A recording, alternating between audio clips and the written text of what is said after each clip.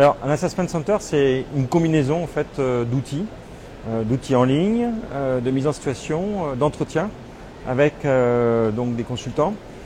Pour quel objectif? Pour véritablement obtenir des données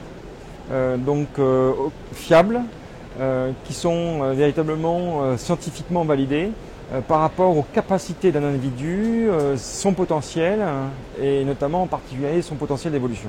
Cette combinaison entre personnalité et compétences qui est un élément véritablement que SHL fait depuis 30 ans mais qui est un élément nouveau. Alors ce qui est très intéressant avec SHL, c'est que souvent on essaie d'évaluer d'un côté la personnalité puis de l'autre côté des compétences comportementales avec peu d'informations sur le potentiel. Et la méthodologie SHL est intéressante parce que finalement avec un seul outil on arrive véritablement à corréler les traits de personnalité avec les compétences et définir véritablement les zones dans lesquelles la personne est véritablement à l'aise et les situations où véritablement sera en dehors de sa zone de confort. Voilà des exemples d'outils en ligne.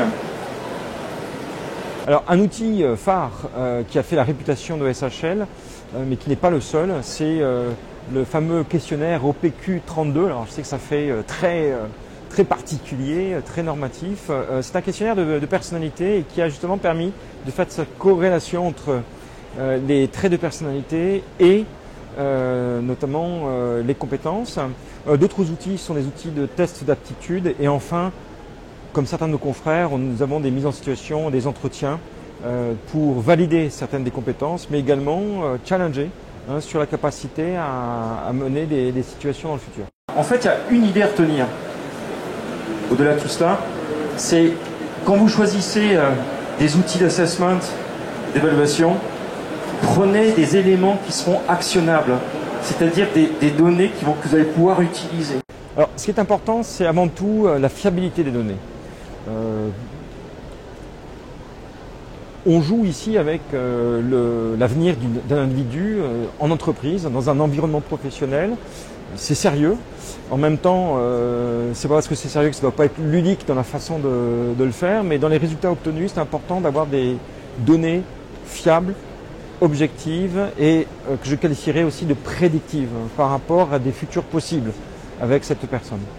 Après 30 ans, SHL a la capacité d'évaluer le dirigeant, les équipes de direction bien évidemment, les managers, les hauts potentiels, mais également des opérateurs qui soient en usine ou dans par exemple des centres d'appel, on fait beaucoup dans le monde.